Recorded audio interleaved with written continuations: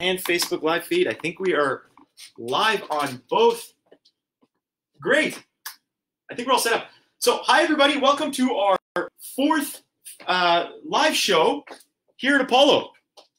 We are practicing our social distancing.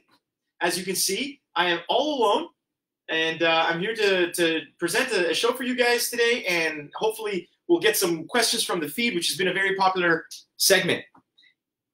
I'm getting a little bit ahead of myself. My name is Arash. I'm one of the medical graduates that works at Apollo. I'm also a patient care specialist and the manager of clinical affairs. I spend a lot of my time working closely with patients and physicians, creating personalized treatment plans, and ensuring there's a full understanding for any patient who comes through the Apollo clinics. Give me 1 second, guys. I just need to turn this off. Great. So Apollo is a doctor's office that initially started as a research institution. In 2013, there were a lot of patients asking for help, and there were a couple of patients that were running out of treatment options when it came to the treatment of their condition, and medical cannabis was still relatively new and not that well understood. So we had a group of physicians that were willing to help these patients out and wanted to pay attention to the data, the information, the research. So that's where we started.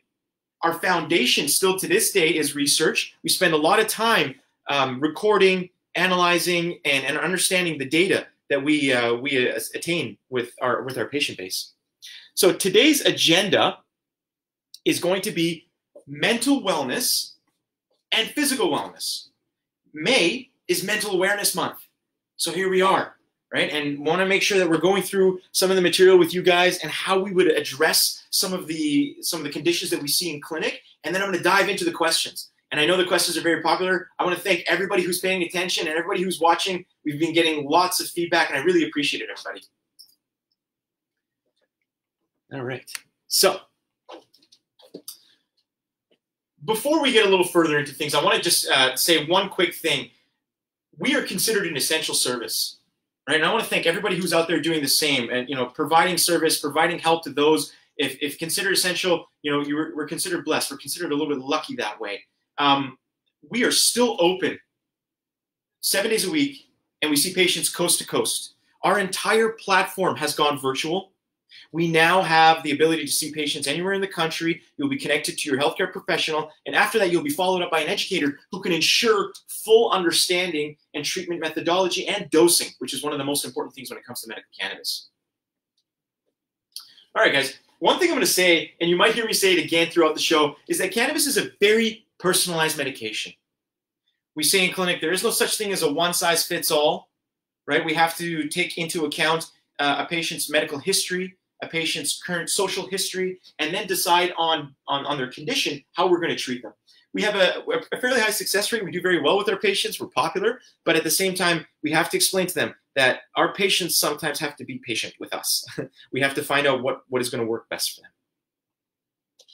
So let's dive into the key topics, guys. First and foremost, mental health.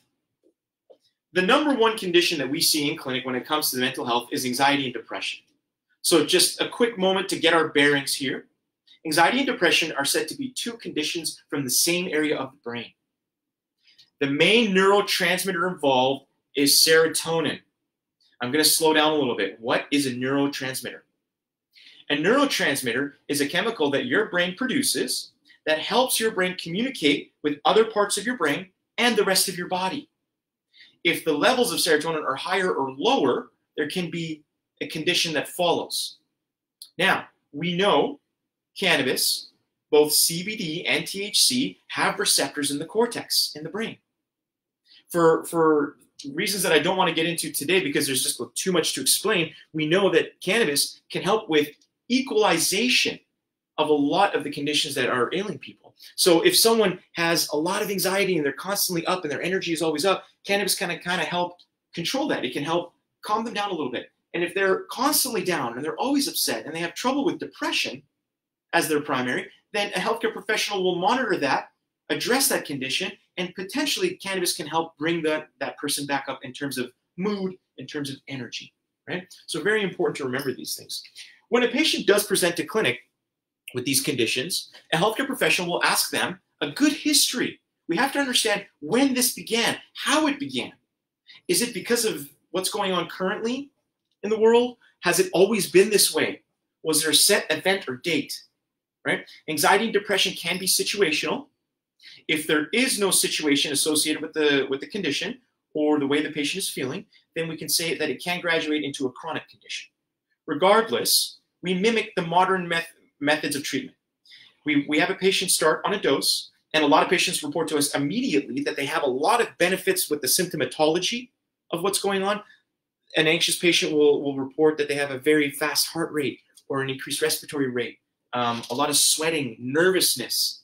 Cannabis can address that symptomatology quite rapidly and initially.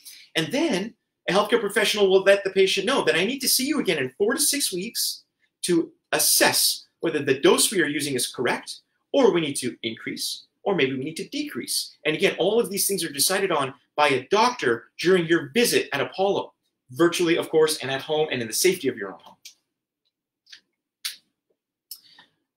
This was an interesting article that I read recently, and I thought it would be very relevant to our show today. A lot of the recent surveys are showing that more than 55% of Canadians are reporting some degree of mental health concern due to the COVID-19 situation. Guys, we all understand that the social isolation is not always best for us. It's difficult for some people. Well, and other people are reporting that it's not always the best way for them to go about their life. You know, they like the interaction with people. They miss interacting with people. So again, that's not something that's surprising or alarming. Now, we would consider that a very situational type of anxiety or depression. It's based on what's going on. So can cannabis help with that? And the answer is absolutely yes. If you do have those concerns and you do have these thoughts, I urge you to make an appointment with Apollo, speak to a healthcare professional, and see what your treatment options are. Now, it's always important to also mention to our patient base and our demographic that not all treatments are used the same for people. It's personalized. And also that a treatment option can be for the time. It can be for something that someone uses for seasonal depression, or someone has aggravated an injury and uses medication. Now, if the condition is chronic, they need it regularly, that's also understandable. But again, these are things that the doctor will assess on every visit that we have here at Apollo. Another thing that I wanted to bring up is a lot of times people will separate mental health with their physical well-being. Guys, they're connected, okay? And that's not something that's new to hear, and I'm sure everybody has heard that in the past. But here's how. Here's a bit of a more granular description as how. When people do have a lot of movement in their life, when they quote-unquote exercise, when they come to a point in which they sweat, initially it becomes a bit of a, I wish I wasn't doing this, or it's a little bit of hard work. But if you continue to push, if you continue to exercise for any given reason, there is a connection to our brains and the release of endorphins. Epinephrine, norepinephrine are endorphins. These are chemical compounds, again, that are created in our minds that can help us with happiness. They can help us feel more uplifted. A lot of people experience these endorphins on a very regular basis, and they call it whatever sport they're in. They'll kind of match it with what they're doing. So for example, a person who runs a lot will tell you, after a certain time, I attain that runner's high. I don't feel tired anymore. I feel great. And in fact, it energizes me. And I know if I get a run in an hour before my day begins, the entire day is made better for that reason. Or a lifter's burn. That's another one. I know. And if you watch guys that know what they're doing, and after they lift a weight and they put that back down, they wake up, or they get up from that piece of equipment and they go, oh, that felt great. Or after a long workout, a 45-minute workout, they'll think, now I can tackle the rest of my day. I'm going to go home and I'm going to prepare this and I'm going to do this, and I can't wait to see the people there. And again, it heightens their mood due to the endorphin connection that comes from the physical portion of exercise. Very important to note, right? A lot of people will tell people that, well, you just got to keep doing it until you enjoy it. And then the person who doesn't do it will say, well, I've never enjoyed it to begin with. How could it change? Right? So it's important to understand that, guys. Endorphins are a very, very important part of both our mental and physical well-being. There's a reason your doctor tells you to get in some exercise. And we highly recommend it as well here at Apollo, right? Cannabis is just one tool in your belt for general wellness.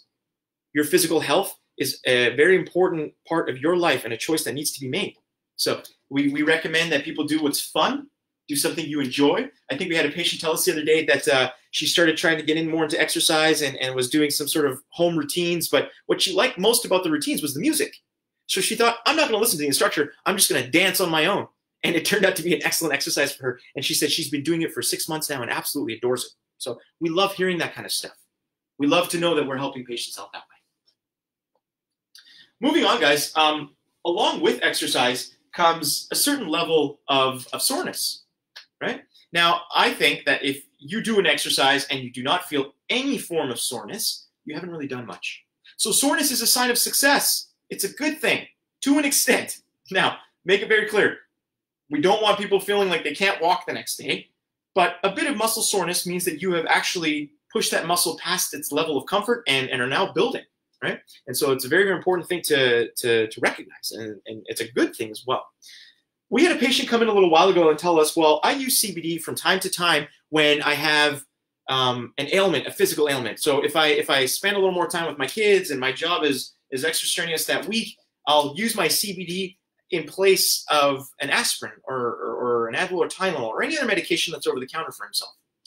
Well, he decided one day after a long hockey game with his friends that he wanted to try it for muscle soreness. And it wasn't the first time I heard it, but I wanted to hear what he had to tell me. And he told me that usually it takes him 2 to 3 days to recover after a very, very physical, strenuous exercise or a hockey game.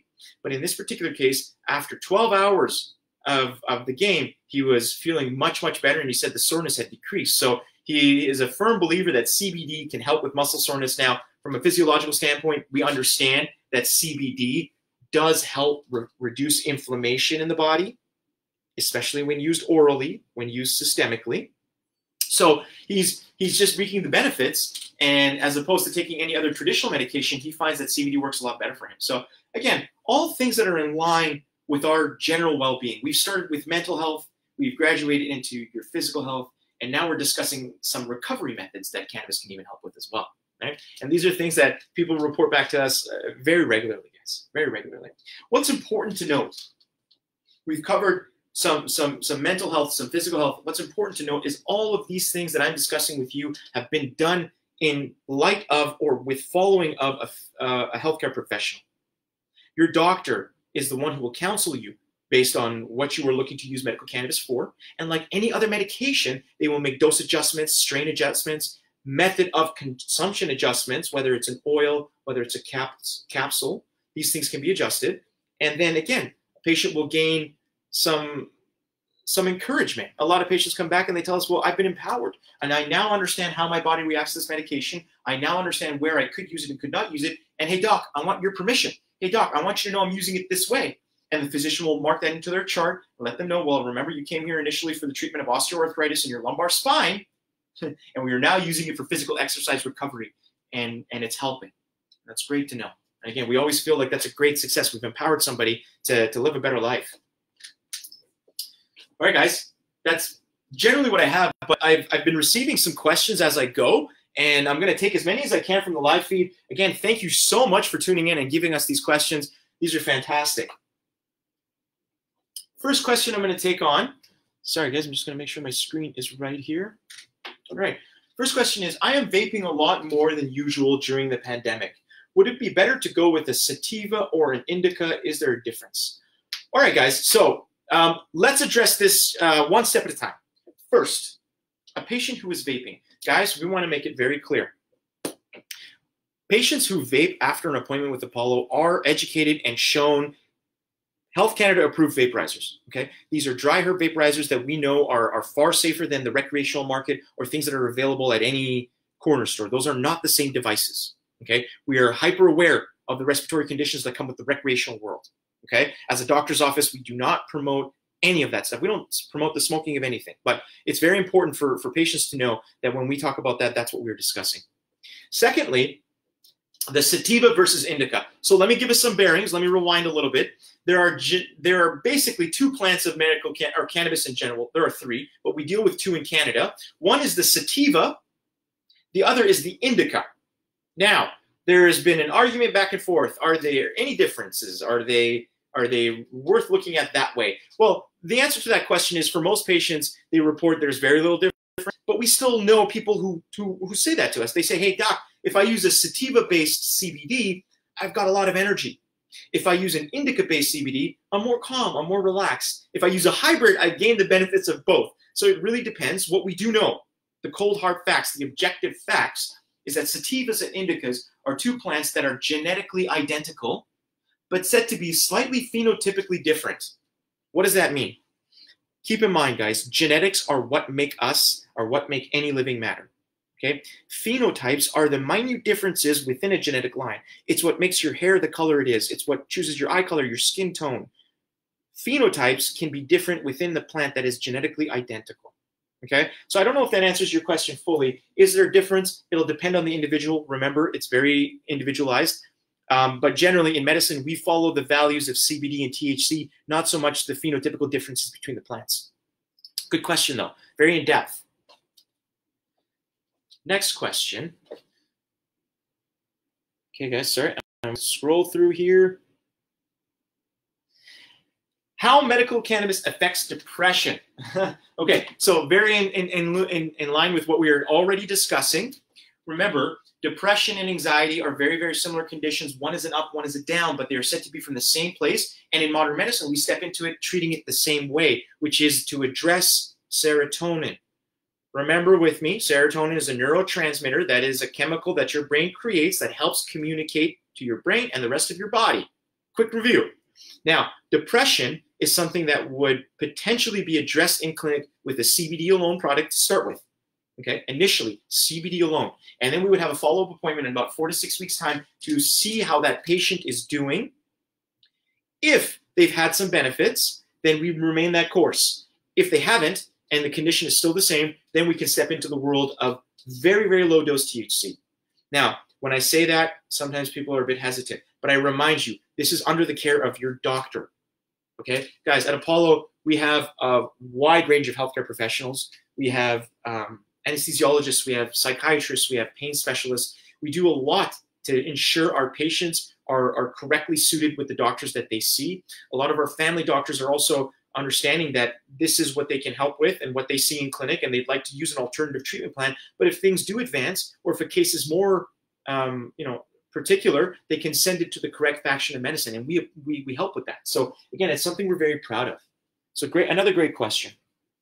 A little bit more condition specific. Thank you for that.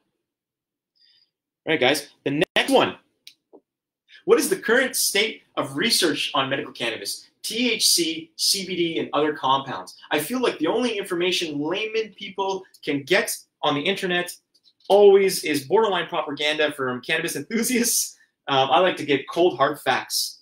That's a great question. It's a very, very good question, right? What we know objectively is that cannabis, I'm going to speak in terms of both THC and CBD to begin with. Cannabis has a very, very strong immune modulator property. It does work as an anti-inflammatory. It does help as a painkiller as well.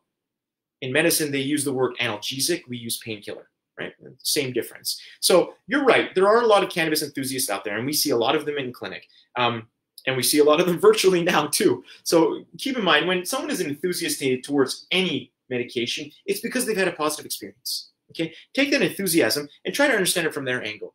If someone was being told by their doctor, this is what you had to use to treat your condition, and they tried that and it didn't work, well, then they're frustrated. Then they're angry. And then they come across medical cannabis, and it is a treatment option that they explore, and it helps them. Well, then all of a sudden, they're empowered, and they're now going to be an enthusiast and say, hey, guys, you got to try this, and you got to try this. Now, they don't really have the healthcare background, but what they should be saying is you should make an appointment with a healthcare professional to see if this will help you. This is something that we can turn to a positive light, right? An enthusiast will write a lot of what they experienced. That doesn't mean that it'll be the same experience for the individual who is wondering. Some of the other cold hard facts that when we talk about research, and us in particular, are quite positive. We have very high levels in our research that are positive. But again, I hesitate to say everything here now because we do have a few articles that are in peer-to-peer review. So pay attention, right? Subscribe, follow our Facebook and our Instagram. And I promise you guys, as soon as we have the green light to share that information, we will share it. We're excited about it. Why wouldn't we? So another good question. All right. Next question I'm going to take on the list here. Is there any research on terpene interaction with THC and CBD? Good question. If yes, as a medical patient, should we be more interested in them? What terpenes are typically associated with common illnesses one seeks to calm with medical cannabis? So, great question. Terpenes, we need to rewind a little bit. What is a terpene? Terpenes are the aroma, the scent of any plant matter. Okay, let's take cannabis out of the equation for a second. When you pluck a leaf off of a basil plant or off of a mint plant, there's a very strong terpene profile, and you smell that or you consume that and you have a flavor and aroma that comes with it, you are now smelling and feeling and tasting the terpene profile that comes with that plant. Now, terpenes are very popular. There's a lot of them out there. There are stores that are dedicated to selling them. They come in certain oils that you put under a candle, or you can rub them on your head if you have a headache, right? There's a lot of kind of bordering naturopathic medicine when it comes to terpenes. So yes, they exist in cannabis. What makes cannabis so unique in its terpene profile is that the plant has the ability to absorb some of its environment. I'm not going to dive too much into the details, but that's something that we often discuss in a patient education at Apollo. But again, one of the terpenes that we know that can help, just to address this question, what is a good calming terpene? One of our favorite ones is called linalool, which is the terpene that comes off of lavender plants. Right? And there's a ton of products out there that people are promoting for sleep assistance when it comes to lavender. I think the other day I saw a detergent that had lavender in it and it can help you sleep at night. So again, terpenes are no secret, guys. Cannabis's interaction with terpenes is no different than any other plants. Right? Medically, we understand it makes a difference. Most of the evidence is anecdotal. It's what we hear. And we haven't really dove into that study because at the end of the day, we're focusing on the bigger picture in terms of an anti-inflammatory and how it works from a medical condition, as opposed to the terpene profiles. No denying that they help. Great question. Thank you for that. I'm holding my clicker, but still using my hand. Sorry. Okay. This is a good question. I really like this one. Sorry, I'm reading it to myself. I'm going to read it out loud for the audience. I had a spray that I was told to put underneath my tongue, but now I have CBD oil. Does it need to be put under my tongue? Okay, guys, I've talked about this a few times and I really enjoy it. It's interesting to me. The myth, the thought of putting something under my tongue as a patient initially started way back. Patients were being told to put oils or sprays under the tongue, wait a second, and then swallow. I have a syringe here that I'd like to show you guys. This is typically what a bottle of oil would look like. Okay, and this is the oral syringe that it comes with, right? Remember, your dose will be decided for you, and you'll be coached on how to use this stuff if you do have an appointment at Apollo. And then we were having patients that were kind of skewing and spilling on their face when they were going to use the oil, and this caused a ton of hysteria. We had patients calling us and saying, well, I got some in my face, and I got some up my nose, and what do I do now? And then we started telling people, look, you put it under your tongue, wait a few seconds, and then swallow.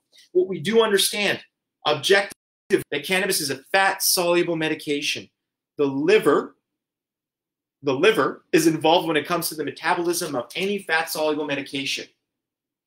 So it has to be swallowed down into your stomach, into your intestine. Your liver will grab that fat up and redistribute it in your body. It takes about an hour and a half to 2 hours to kick in, but should last anywhere from 6 to 10 hours, dependent on the individual, dependent on the individual's metabolism and their receptor reaction time, we like to call it. So the spray, the oil, they are the same thing. To answer your question, you can put both of them under your tongue for a few seconds and then swallow. The liver is the organ that is in charge, okay?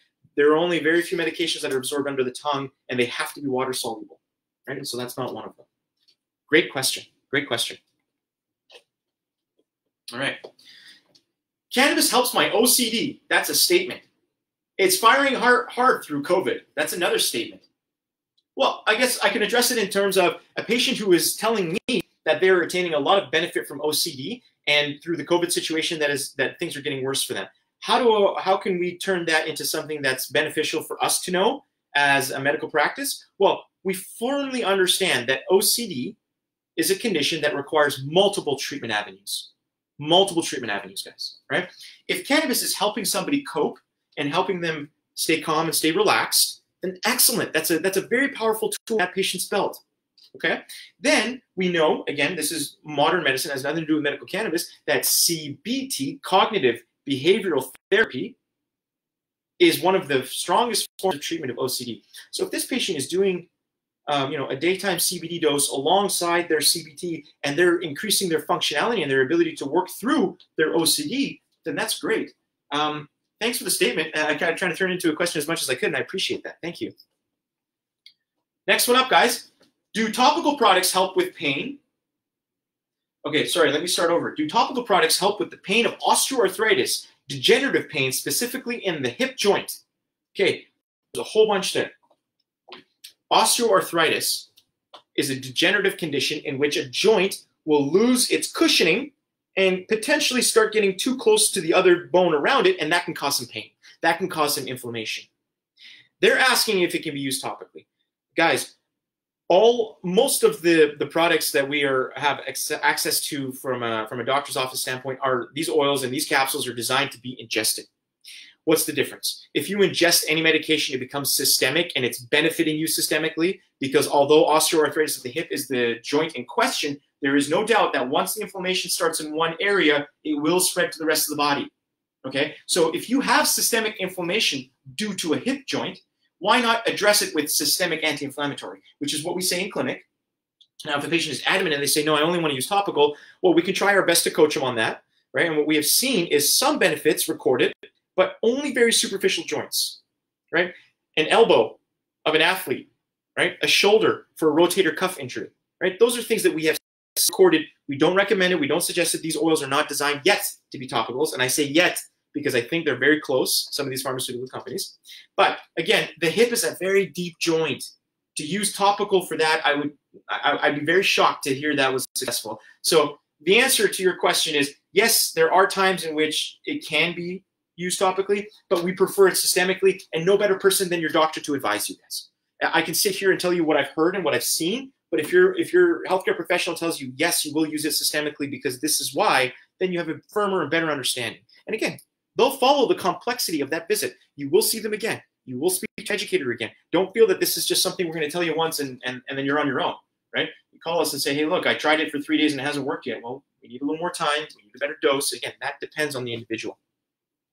All right, guys. Here's another question for us. Barb, thank you for your question. Why are most products made using CO2 extraction, and why are we still keeping CBD in a low percentage? Okay, so this person is asking about an extraction process that is actually not approved by Health Canada. So I'm going to leave that part alone, but I'm going to take on a portion of the CBD in a low percentage. Guys, CBD products are deemed to be very effective between 20 to 25 milligrams per milliliter of CBD. Okay, and now there are much higher concentrations out there, but it's very important to know that it isn't always about higher is better. It's sometimes about what's correct. We have a patient that comes into us and says, sometimes I use very, very high doses of CBD and I get nothing. And other than I try one strain and it really, really helps. And that's somebody who is benefiting from a lower dose but the correct strain. Okay, and again, I want to clarify very quickly, guys. The CO2 extraction process is used by a lot of licensed producers. Some of the big guys use it. It is approved, but the actual decarboxylation of medical cannabis is something that's a little more complex than what patients would like to know. It is approved. They do use it. Again, these are all Health Canada approved processes, guys. So why they're still doing it, I don't know. Is it beneficial for a patient to use these products? Absolutely, and that's approved by Health Canada, guys. This isn't just me saying it. So keep that in mind. Next question, guys. Do you need to detox, cleanse your body before using or starting CBD treatments? Well, I guess the question is going to be based on detox, right? We have to get our bearings here. What we would like to have is a patient who is starting to use medical cannabis and not changing any other medication, so we can understand what this medication does in your body. Cannabis has a system on its own. The endocannabinoid system is what we tap into when we use medical cannabis. Okay, so it's not like your system will be polluted that way if you're using other medications, but in reality, we like to keep all things the same when we start medical cannabis, and then gradually step into discovering what we can benefit from cannabis. And then this is a very kind of a tricky area for me to be discussing, but sometimes a healthcare professional will say, well, look, if you're benefiting from medical cannabis to this extent, I want you to see if you can reduce other medications that you've been using for a while with not so much success. So again, that is a very, very important portion of any counseling from a physician on a follow-up appointment. That's not something that we say generally, right? So keep that in mind. Thank you for that question. That was a great one. Let's see what else we got here. Okay, alongside other medications as well. If you take other medications, can marijuana in any form, such as dry cannabis, oils, or in edibles, sorry, the question is, can they make the marijuana seem stronger to the individual using the medication compared to somebody who is not using medications? Thanks for doing these questions and answers in the amount of time you're really able. Oh, thank you for that. Thank you. That's a lot of fuel for me. Well, the answer to that question is going to be very dependent. I can't say generally, yes, all medications will not affect cannabis, or yes, they will. We have to discuss what medications. This kind of brings us around full circle, guys. The importance of a doctor's visit to assess for the use of any medication, not just medical cannabis, is very important, right? No other faction of medicine has patients coming up and say, hey, do I really need to talk to you about this, doc? No one says that. But for any given reason, people think when it comes to medical cannabis, I can kind of discuss it with others, take on their experience and make them my own. That's not the way we want to practice, guys. That's not the way any medication should be used, right? So there are a list of medications that we fully understand can load or increase metabolism when using cannabis. That's the doctor's job. That is the doctor's job. His first job is to ensure your safety and to make sure you are on no other interacting medications. So that's, again, that answers it. In my mind, that answers it fully, because a doctor's analysis is required to tell you if any of the medications you are on are going to interact. This is fantastic. I'm going to try to get to as many as I can. How do I gain access to medical cannabis and ensure my safety during the current situation? Wow, big heavy hitter question. I like that one. Okay, so like mentioned earlier, guys, our entire platform has turned virtual. Okay, you would simply call Apollo or go onto our website, apollocannabis.ca, right? And you can obtain an appointment. Once that appointment is made, you simply sit at the comfort of your own home. You will connect to the healthcare professional virtually, right? So very similar to a FaceTime call. You will speak about the condition. You will speak about what you would like to gain or attain from the use of medical cannabis, right? The consultation is completely virtual. Then an educator will call you, a patient care specialist will contact you, and they will discuss with you the next steps, what is required for you to attain medical cannabis. Still done virtually, still done in the safety of your own home. After that, the medication is ordered from a pharmacy that is online, and that pharmacy will send that medication directly to your home, whether it be oil, whether it be capsules, whether it be sprays, okay, and even the dry form. So it's very important to remember that the entire process is no contact, right? Respecting social distancing. I know it's getting harder. It's been a long time, but we are continuing to propel forward, and we are continuing to be the gold standard for all medical cannabis while remaining essential and respecting social distancing, guys. So that's very important to know. I want to quickly, I've said oils and sprays and capsules in the last answer, and I also just want to make sure that you guys have a quick and brief understanding of what these capsules look like. This is the blue strain from Spectrum Therapeutics, right? Just to show you guys, the capsules here are quite small. If I hold that up to the screen, right? So in comparison, about the size of a pea, right? Very, very small capsule, very easy to ingest. These are gel capsules. They cannot be cut in half. That brings me to the next point. A healthcare professional may decide which form of medical cannabis you should use based on your dose. Okay, we talked about the oil ingestion, and now I'm showing you guys what the capsules look like. So again, your healthcare professional will decide what is best for you. All right, guys, I think we're rounding out here. I have one more I'm going to take on just because this is fun. Facebook and Instagram question here for me. Can cannabis help with depression from loneliness? Oh, is it okay to use if I take a beta blocker for AFib? Okay, so let me rewind a little bit. Depression due to loneliness. Now, those are that I don't know how much Apollo can help with. Hey, we're willing to connect with you virtually and speak with you. Our patient educators are are quite a fun bunch, right? So there's a little bit of interaction there for you. Again, the loneliness is more of a personal decision. But the more serious portion of that question is, can a beta blocker help, can I use it while I take a beta blocker? So what is a beta blocker? Quick bearings, guys. Beta blocker is a medication that any physician would give a patient to have heart rate, okay? AFib is atrial fibrillation, is the medical way of saying irregular or fast heart rate. And sometimes it'll slow down and then go up again, and it makes people very nervous. In reality, atrial fibrillation is quite a well-told condition.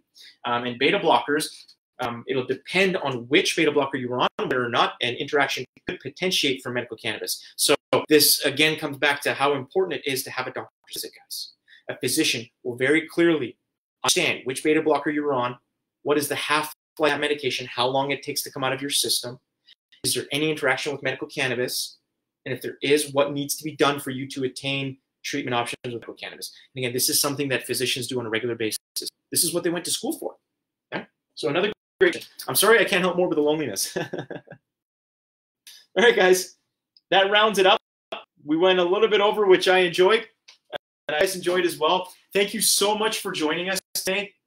If you have any questions, this is important. If you have any questions, please reach out to us at booking@apolloresearch.ca. Booking@apolloresearch.ca, guys. And you know, if you want to stay up to date with some of our shows, we have another one coming up. I believe our next show is in June, so stay tuned to that. We will be posting about the time and the date. And also, if you're interested just to speak with a health professional, remember, all of our visits are free of charge. We are coast to coast. We are 7 days a week. We encourage people to get in touch. In a time in which we are told to be more separated, Apollo continues to bring people together from a virtual and safe platform. We've also discovered from our patient base that it's not always by choice, but we have a little more time on our hands. And sometimes it's okay to put that time towards ourselves, right? Let's talk to a doctor about something that's been ailing us. Let's see if there's any help to be had. Let's see if there's benefit for me to gain while I have this time on my hands. Usually, I'm so busy. I wake up first thing in the morning and I'm on my feet all day and I'm running around, or I'm thinking and concentrating and I'm busy. But now, things have kind of slowed down a little bit.